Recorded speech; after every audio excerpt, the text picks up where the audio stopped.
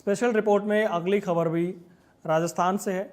Budget पर जो राजस्थान के बड़े नेता हैं और कांग्रेस के कद्दावर नेता के रूप में पहचाने जाते हैं सचिन पायलट, उन्होंने भी प्रतिक्रिया दी है और लगातार चाहे वो भाजपा के लोग हों या विपक्ष के लोग हों, सब अपनी अपनी प्रतिक्रियाएं इस बजट पर दे रहे हैं।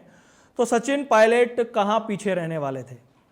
सचिन पायलट कांग्रेस महासचिव हैं, पूर्व उप मुख्यमंत्री हैं।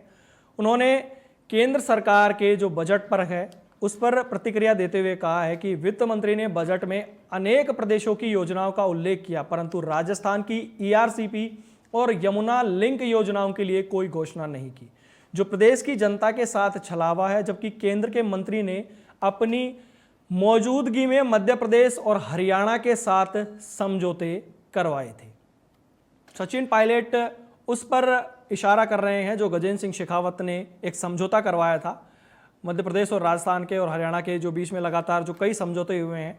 उन्होंने कहा कि वित्त मंत्री ने इस बजट को रोजगारमुखी बताने का प्रयास किया है, जो दर्शाता है कि बीजेपी सरकार ने स्वीकार कर लिया है कि बेरोजगारी चरम पर पहुंच गई है। उन्होंने कहा कि बजट में दिखाए गए कदमों से बेरोजगारी कम नहीं होने वाली, क्योंकि निम्न और निम्न मध्यम वर्ग में महंगाई के कारण खपत बढ़ नहीं पा रही है। ऐसे में सरकार को हर हालात में सरकारी पूंजीगत व्यय को और बढ़ाने पर जोर देना होगा।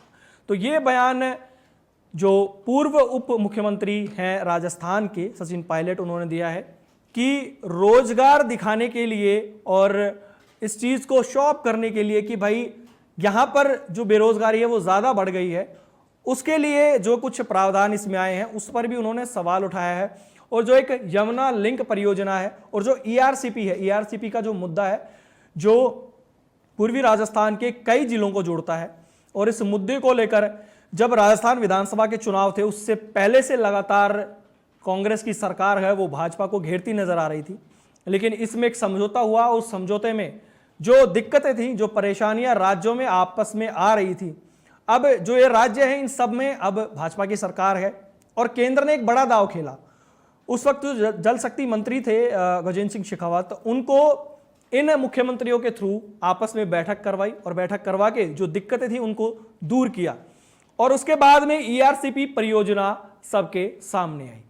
अब जो सचिन पायलट है वो कह रहे हैं कि बजट में इसके बारे में कुछ भी नहीं आया। ईआरसीपी एक बड़ी योजना है और पानी की मांग को लेकर लगातार सिंचाई परियोजना को लेकर भी इसकी मांग बढ़ती रही है। जब यह परियोजना बनकर तैयार होगी तो लाखों किसानों के लिए जीवनदायिनी साबित होगी।